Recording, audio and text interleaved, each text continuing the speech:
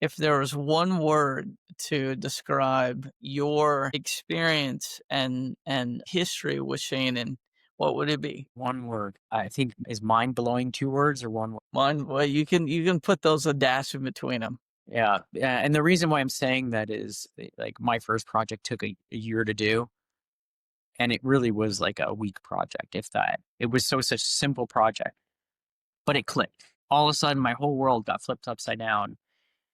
Phillips came in and corporate mandated we all go through Six Sigma training. And here I am working with these 14 engineers that are really good chain and problem solvers. And we were just really upset because we were getting pushed to go X to Y when we just had some crazy success going Y to X. But our Red X master came in and said, hey, it's easy peasy. I will show you how to fit the chain and tools into the Lean Six Sigma structure, and you can utilize them.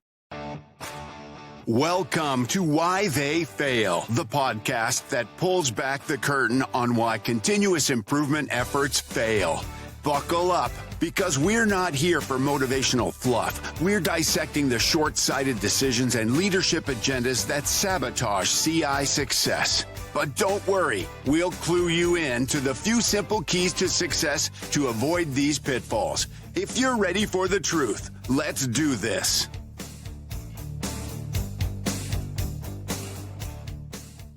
Welcome to Why They Fail, the podcast that explores the world of continuous improvement. I'm your host, Kevin Clay. Today, we're diving deep into a powerful yet surprisingly little-known methodology that was actually a precursor to Six Sigma. Have you ever heard of Shainin? My guest today, Brian St. Pierre, is an expert with over 25 years of experience in this unique approach to problem solving. He was introduced to Shainin Red X problem solving early in his career and found it so game-changing, it completely flipped his understanding of the process.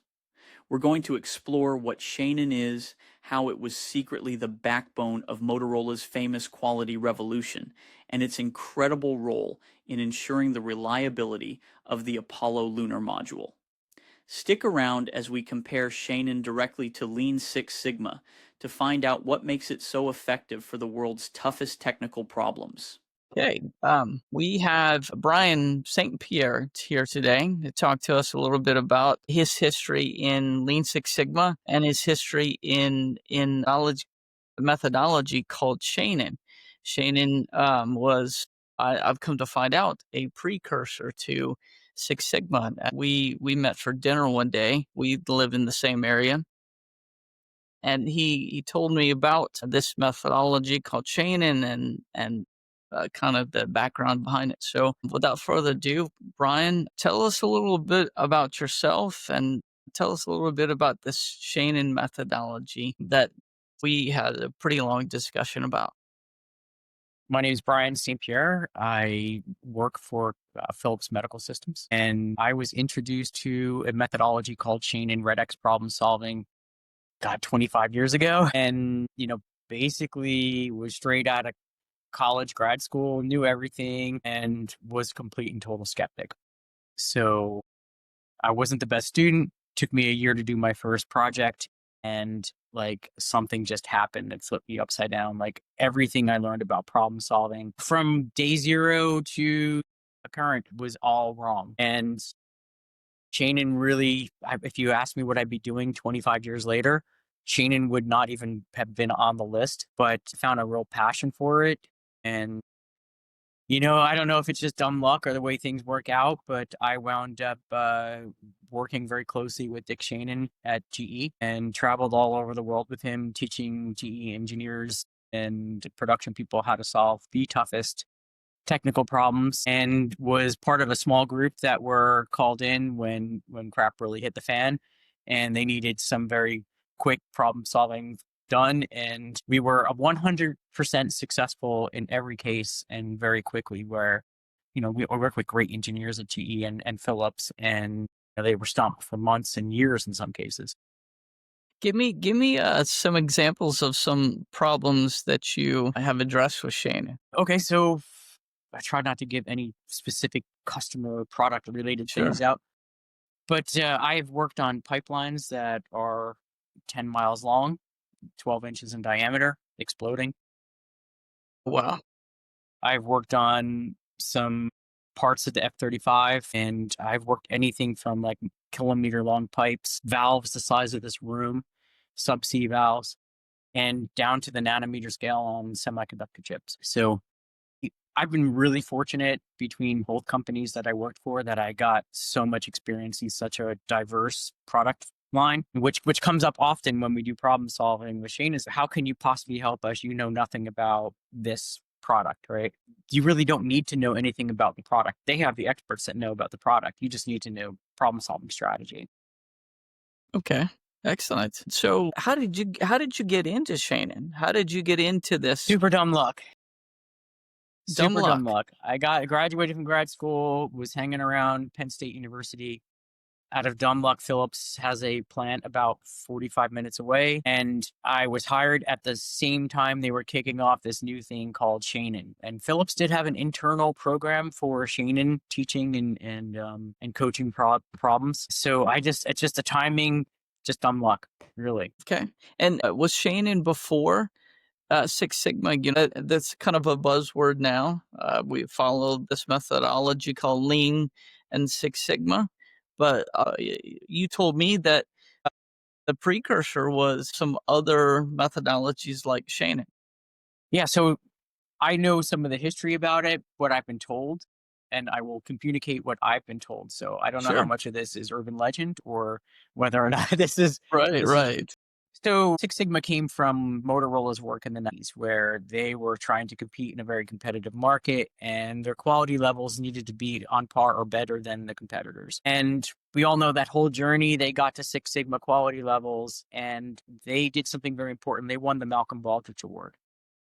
And part of the process of winning that award is they have to communicate to other companies how they achieved what they did. And part of that, and it's probably I think it's one of the only publications of parts and bits and pieces of the Shainin methodology, was they had to basically tell how they got there. You've never heard of Shainin. Most people have never heard of Shainin, and we can talk about that a little bit because you should know that word. Every American should know that word because he's done some amazing things that we'll get into in a little bit with quality and problem solving. So the way I understand it is that Motorola couldn't really tell exactly what they did. So they came up with Lean Six Sigma. And Lean Six Sigma, the structures are very similar. They have like the same key things, but the attack is completely backwards. What's really interesting about it is I think my second Shainin class that we taught at GE, one of the guys in the class pulled me over in one of the breaks and he's like, I want to show you this. He said, I used to work for Motorola in the 1980s, and this is my training book. And he opened the book up, and it was a lot of Shainin material. Wow. Yeah. So I don't know how much of all this is urban legend, but I do know that Dorian Shainin, who came up with the Shainin Redx methodology and founded the consulting group Shainin, he worked for Motorola in the 90s. And if you read the book World Class Quality by Keki Bodhi, and Keki Bodhi's pretty direct at saying without Shainin, we wouldn't have solved the single quality problem. Six Sigma has progressed over, since the mid 80s. How did that get in the way of Shainin gaining that renown? Yeah, so Shainin is really not well known, and that's primarily because of the IP control they have on their product. So when you take the class, you have to sign a licensing agreement, and you're not allowed to teach it. You're not allowed to use it outside the company that you've signed the agreement with. So, and they're very careful with their IP, which rightly so. If you take the class and have the opportunity to get exposed to it, some really cool stuff. It really is a game changer, and I know when Shainin comes out and they do their pitches to different companies, right? I mean, it's different. One has to be very careful tiptoeing around the Six Sigma stuff because really only thing that people have heard is Lean Six Sigma. They haven't really heard of Shainin. Now, if you're in the automotive industry, it's somewhat well known in the automotive industry. Shainin's really big in automotive and defense. So that's why you haven't heard of it. They don't teach it in school. I think with Six Sigma, there comes certifications, and can you get certified in Shainin? Yeah, absolutely. And I don't know what came first, the Six Sigma certifications or the Shainin certifications. So that's law history I don't know about. Shainin has many different levels. The first one is apprentice. And for apprentice certification, you need to complete a project and has to be reviewed by Shainin. You have to take the class, obviously, right? It's pretty easy. There's usually 2 people on a team, one person a leader, another person team member. They keep the teams extremely small, and that's because through the history of doing this, and even I've noticed, if you have a bigger team, usually there's one person driving it, maybe 2 really doing all the work, and the other people are just participating. We Okay. will call in people as needed. Like, we need an expert in this, we'll bring people in for sure, but it's really just a compact 2-person team. Now, journeyman certification is a whole different ballgame. So in journeyman certification, you have to be the team leader on a project. You have to take the advanced class, the journeyman class. And after that, there's a very comprehensive online test. And after you pass the online test, there's actually an oral examination. And it's pretty grueling. You really need to know your stuff when you're at that level. My students, I grill the heck out of them. I prep the heck out of them when they take this test. They normally walk out, if they're not 90% on the online exam, most of my students get 95 or 100 on the test. Okay. It's not a hard test if you know your stuff. If you were to compare and contrast Lean Six Sigma or Six Sigma and Shainin, what would be the differentiators between the two? Yeah, so I am also a black belt certified at Okay. GE, so in Lean Six Sigma. So I've done both, but I find that there's different ways to be certified as green belt or black belt, and there's also there's yellow belt, but I never had that at GE. We never had that stuff. And then there's MBB. So my experience at GE, the black belt level is very comprehensive. It's not just Six Sigma projects. It's these continuous improvement classes you have to take, and you have to coach. I can't remember the numbers, but it's like you have to do 3 or 4 projects, and they have to be a different type mix of Pretty projects. comprehensive at GE. Yeah. Yes. And Six Sigma certification over time has been really kind of watered down. Yeah, It's that's something we can easy to talk get a about. green belt and to get a certification. And unfortunately, that's somewhat been a detractor for people getting into Six Sigmas.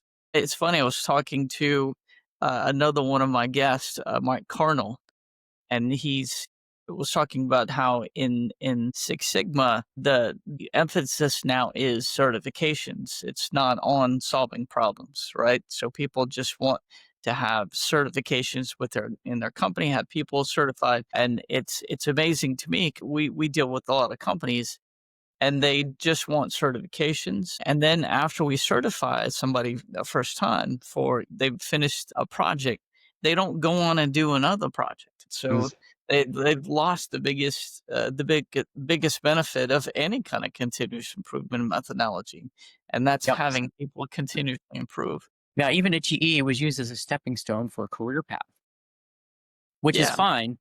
But I think there's a certain subset, which we argued for in my group, that if you're a black belt, you should have to be staying in that role for another year and just knocking out projects, because it takes a long time. Even with Shainin, even my journeyman, they're not ready to go out on their own and start solving problems. We call consciously competent.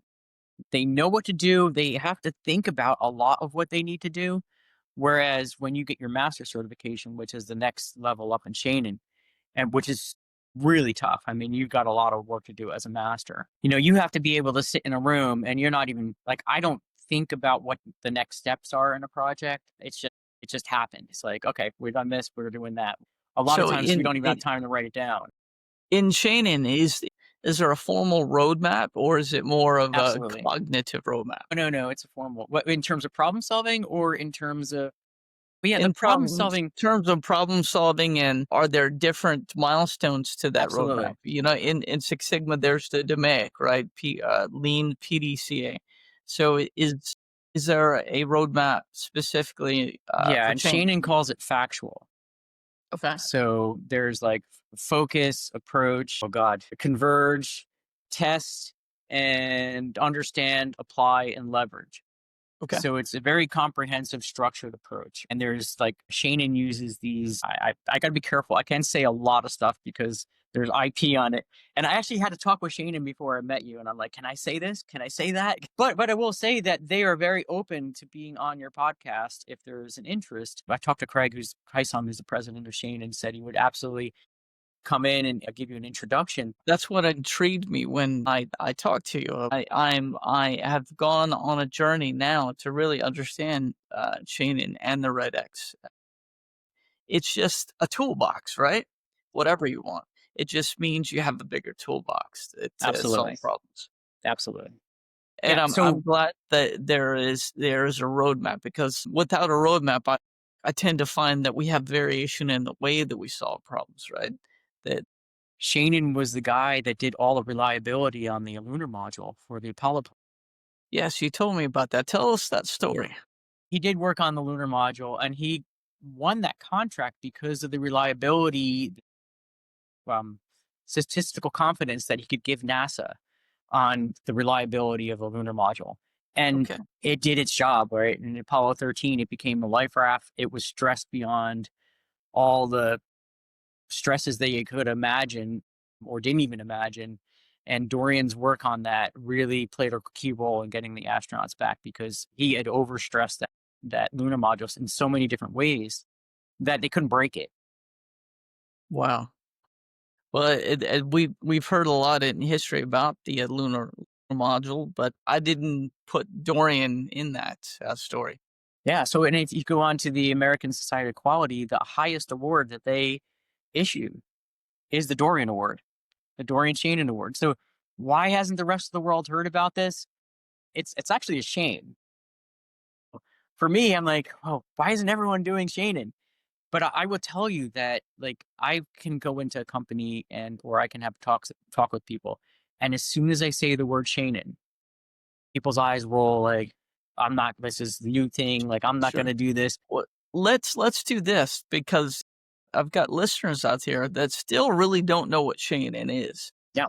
And I know there's some proprietary rights, but if you're just on a basic level, help people to understand what this awesome methodology is as compared to Lean or Six Sigma. You know, a lot of people know Lean because it's tangible thing. You can touch it and feel it, although it doesn't really deal with stats, which I have. I think it's kind of funny that most people morph towards Lean because they don't like the statistical rigor of Six Sigma, right? And that's probably the same thing with Shane. So give us a little, a comparison contrast about these different methodologies and how you can pick Shane. Yeah. So I guess first and foremost is Shainin is not something you can apply to every problem that a business has. Okay. Its power is really in technical problem solving. So Technical. scrap, Give me rework, okay. warranty. Lean is not the tool for that. Lean is like process flows and waste in processes, and that's a great tool. Like, it's perfect, but it's not the power tool that you need to use for technical problem solving. It's also for problem solving with hidden root causes. So if things are obvious, so why your light bulb is out in your house, like, you're going to go change the light bulb, right? It's the experience-based approach. It's the most efficient way to problem solving. When things get really tough, and we've come up with these structured-based approach, Lean Six Sigma, Shainin, but Shainin is something that is really, really powerful. And here's how the way it works. Dorian Shainin realized very early in his career that there's really, even though there could be a million X's that drive the variation in the process, there's one primary driver. And if you look at the Pareto concept, if you knock out the top totem pole on that Pareto, you knock out most of the variation in the process. So it has to do with the square root of sum of squares theory, and you can't add individual standard deviations up. You have to square them and then add them together and take the square root. So if you knock out the biggest issue, you have the biggest impact to the overall variation. And on top of that, it's much easier to find what we call the red X than it is to find the other X's, which Shainin refers to as the pink X and pale pink X and the pale pink X. In Six Sigma world, we're trying to create this giant transfer function and understand everything. But what Shainin realized was, who cares? Like, you knock out the red X, you may never have to worry about any of those things at all. Now, in a very small, in my experience, I can name like 3 projects where I had a pink X that was in equal magnitude as my red X. But I couldn't find my pink X until I knocked out the red X. And then, oh, that's why this other stuff is happening. To me, it sounds like what we believed in Six Sigma, especially the Pareto concept. I deal with companies, and I didn't mean to interrupt you, but Sure. when I heard the Pareto concept, that's the most underutilized tool I think ever. Yeah. So Shainin's on the Pareto concept. Yeah, I go to so many companies, and they want to solve all the problems. And I say it's useless. You're never going to do it. You got to get down to using something like the Pareto chart or a prioritization tool to get down to the thing that you really value, right? And then when you're in that project, get down to that one thing you can really manage to fix. And I think you're calling it the red X, right? The red X is the factor which has the biggest impact. What's really interesting is that the other part of this is where it differs from Six Sigma and any other traditional problem solving is in Lean Six Sigma and all other problem solving, we go X to Y. Yeah.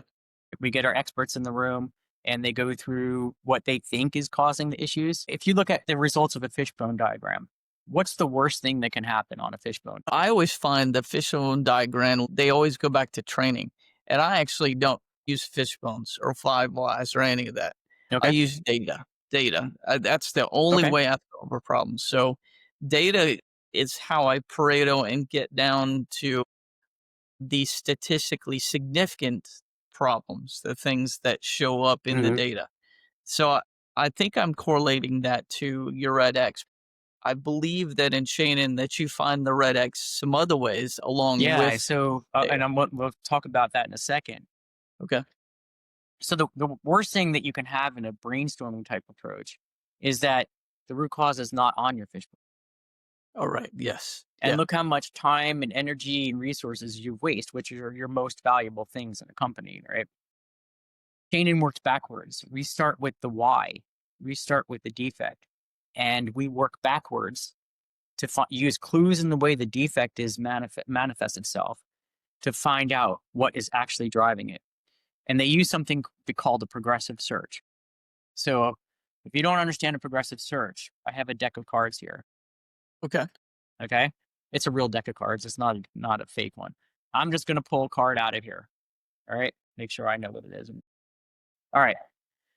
You have to ask me questions on to answer what card is in here. I can only answer that with yes or no. Okay. All right. So if I was to ask you, is it a heart? I would say yes. Okay. What did you just do? I thinned the model, right? By like a quarter. So you Yeah. knocked out 75% of the possible X's. Right. Yes. Yeah. Now you can't ask the same question twice. Obviously, you can't ask is it hard again. But if you said it, yeah, okay, go ahead. What would be next? So I can say, is it a face card? And I would say no. So now you eliminated what, four cards of the heart series. Right. Okay. I can say, is it under 7? And I would say yes. Okay. And then I could, go, is it under 3? No. Is it 4? Yes. Algorithm got a little sloppy at the end, and you asked the same type of question twice. Right. But when we do this in class, we do it with a dictionary. And somewhere in my move, I have packed in my house, I have a 5,000-page 1961 abridged dictionary. And I pick a word out of that dictionary. And I say, you have to ask me questions and figure out what my word I picked, right? In 11 questions, you should be on the page. In 17 questions or less, you will have the word. Wow. And you do that by splitting the dictionary in half and say, does it become before page 2,500? And then once you do that, you keep splitting that dictionary to smaller and smaller.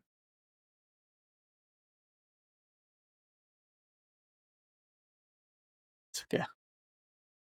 Shainin, the dictionary game works because you understand how a deck of cards is organized, how a dictionary is organized. With Shainin, they have tools to figure out what your problems, your process, or whatever you're working on's dictionary is organized. And these are qualitative tools and quantitative tools, right? Qualitative and Statistical quantitative. tools. Okay. Now, here's the real thing that you mentioned earlier about people getting scared about all the statistics and everything. When I look at the training we do on Six Sigma, it is so complicated. The statistics, normal curves and normality and F-tests and all this stuff, right? You don't need to know it. Shainin's tools are statistically valid. Pass any statistician that looks at them is like, these are statistically valid tools. A lot of them are very complicated, but they're very practical. So, for example, on a Minitab gauge R&R, the output is a bunch of numbers, right? And you need to understand what percent study is, percent tolerance, and number of categories, and you got 5 rules of thumb and all this stuff.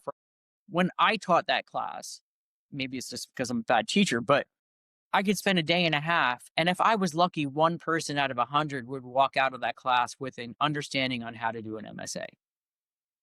The same thing, Shainin's tool is graphical.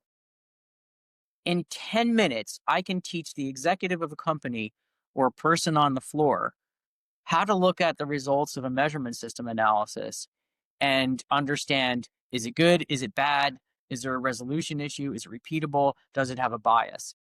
It's so easy. You just look at it. It's graphical. You can understand it. Practical, which is, Six Sigma. I can even show the output of Six Sigma to people who've had it in the past.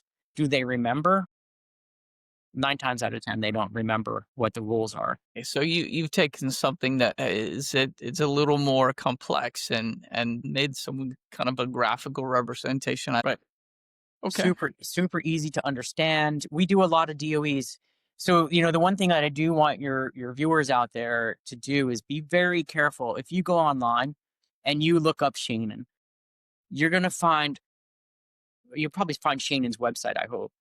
But on top of that, you will find these crazy articles that like really bash the methodology. There's one out of Canada that I know is crazy. Like it just says you have to have extremely large samples and high volume operations. Absolutely not. I have worked many projects with a single part. I've worked many projects with millions of parts. It is what it is. It's your part of your dictionary. You just figure out what you can leverage. All right. There's articles in there that you'll find like, oh, it doesn't handle interactions. Where did that come from? I work with interactions all day long. So, I don't know where this stuff comes from. So if you really want to understand Shainin, especially if you're with a business and you're interested in doing this, give them a call and they will set you up with someone that will give you an overview of the methodology, and it's a game changer. Like it will change the way you do problem solving. I've learned a lot from our conversation and this one, but I can see where there are some similarities. But it's funny, in Six Sigma, there's so many different variations of Six Sigma that it's become kind of watered down. There are black belts that I've met out in the world that know nothing about statistics. I mean, they have no clue. They can't do a DOE. Most of them don't really even understand the term capability, right? And they're black belts. So it's so easy to get a certification and add that on your resume and get into a company and really do bad things. So I'd like the fact that Shainin's got an IP and, that it's the integrity is still there. What I hear from Shainin that resonates to me is I think the Pareto chart is one of the most important tools in problem solving ever. Because again, I go into companies that they want us to solve the large problem, the big problem, solve world hunger. And we say, yeah, you can't solve world hunger. You need to find out with your data, where is that one village in one country, that seems almost too small or insignificant to even care about. Yeah. And make the change there. And you can use a Pareto chart to even get you down to where the input is. Yeah, so the two ways that I communicate that, especially when I'm into like a new company or a new plant, like if you look at any business, what are they in the business of making? They're in the business of making money. Even though they make products, they're there to make money, right? So what's the biggest thing that they want to work on? Well, the biggest thing that's costing them in their plan. So when you Pareto out the scrap or rework or warranty, we also weigh in customer complaints because that might not be the biggest issue for the plant, but it is for future sales and for the future of the company. So we weigh that in as well. But that's one of the biggest selling points is that there's a whole management class that Shainin puts when the plant goes through wants to do training in the class. They put their management through this executive leadership class so that they know how to sponsor projects. And a big part of that is this rolling top 5 project selection, which is pretty slick because everything's prioritized on this rolling top 5 concept. Right? I work with one plant now that they can pull on the fly a rolling top 10 of all their scrap rework issues in the entire plant. Like I just hit a button, Power BI just spits out everything for that. Amazing. Is there a kind of a management level version of Shainin? In Lean, there's tools that you can use to prioritize projects, Hoshin Conry and Sigma, in a lot of the other tools. But it sounds like Shainin's more of a specific problem solving tool. Can it be rolled up into, an organizational process? So Shainin does not only do like production problem type solving. They also do reliability stuff. They have something called resilient engineering. So if you're familiar with the Humvee replacement is a new vehicle that is being made by the U.S. military. Well, there was a battle for the contract on that with Lockheed Martin, Northrop Grumman, and a company called Oshkosh, which makes cement mixers. And they make, I don't know, Oshkosh, the cement. Oshkosh, all the companies had to build, I don't know, I think it was like 100 vehicles or whatever, and the military beat the living daylights out of them. Well, what they did was Oshkosh hired Shainin to do the reliability of the electronics package on those vehicles. And Shainin crushed it. And they sent those vehicles out to be destroyed by the military. From what I understand, it was hands down, like Oshkosh vehicle was amazing. And they won this, was a $500 billion contract for the Humvee replacement. And then Northrop Grumman and Lockheed Martin wanted to sue him. They actually tried to sue him for their vehicle. I don't know why they were trying to sue him, but anyway, that's and then they also have this thing. I think they call it something different now, but it used to be called transactional. It's business process type approach to problem solving. I'm not trained in it. I don't know too much about it. On their current slides I have them up on my other screen. It's called detail, but I might be wrong on that. Anyway, it used to be called transactional when I saw this slide last time. And then resilient engineering is their whole, it's basically DFSS on steroids. If I had to describe it anyway. And DFSS, for those that don't know, that's designed for Six Sigma. That's more of a looking forward in a process, designing it rather than the make, which is more of reacting to a process. There seems like a lot of similarities between the two. And again, I'm interested in the precursor to Six Sigma. So I think we talked about that a little bit. So again, Shainin, the red X, is really about finding that significant process or input that is really causing the problem and to be able to find it quickly. I heard stories from yourself and some other people that I've found out that practice Shainin, being able to find those problems, I mean, amazingly quick. Yeah, the expectation to be able to make one dictionary split a day. Now, most projects get solved in 7 splits or less.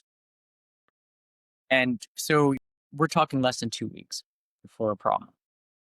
Now, my record is 15 minutes on a 30-year issue. The F-35 one took me 2 hours. These are complex problems. Yeah, so this is funny, the word complex, like I don't know what that means because if teams have been working on it for months or years or decades in some cases, right? it's complex, right? It's a complex Sure. problem. But when I solve the problem and show it to management, they're like, "Well, that was easy. We could have told you that." Okay, then why did you hire me to come in and fix the problem for you? It's amazing. And the thing that really comes down, I think Dick Shainin, I heard him call it like uncommon common sense. It's all common sense, but it's not uncommon to see it being used that way. If you had like a 10-second elevator speech on Shainin, and you're sitting in the elevator and somebody asks you, what is Shainin? What would you say? I get asked this a lot, but I get asked to do a one-pager on Shainin. And I've been Okay. trying to put a one-pager together for, I think, 15 years. It's not possible. It's just in it, huh? Well, let's do this. If there was one word to describe your experience and history with Shainin, what would it be? One word. I think, is mind-blowing 2 words or one word? Well, you can put those a dash in between them. And that's a wrap on our deep dive into the Shainin methodology. Brian, I want to thank you so much for coming on the show and sharing this information with us. It's incredible to learn about a problem-solving strategy that has been a game changer for companies like GE and Philips, yet remains largely unknown. The key takeaway for me is how Shainin works backward from the defect, using a progressive search to find the one dominant root cause, the red X. It's a fascinating contrast to traditional methods that often start by brainstorming a sea of potential causes. And the fact that its tools make complex statistics graphical and practical for anyone to understand is a huge advantage. It really highlights the importance of focusing on solving the problem rather than just getting a certification, a topic we know is a major reason why so many continuous improvement efforts fail. Thanks for listening to Why They Fail. If you found this episode valuable, please consider subscribing to our YouTube channel. It's a completely free way to support what we do. Make sure you're following the podcast on both Spotify and Apple so you get every new episode instantly. And if you have a moment, please leave us a 5-star review. It helps us reach more people who are passionate about making real, sustainable improvements. We'll see you next time.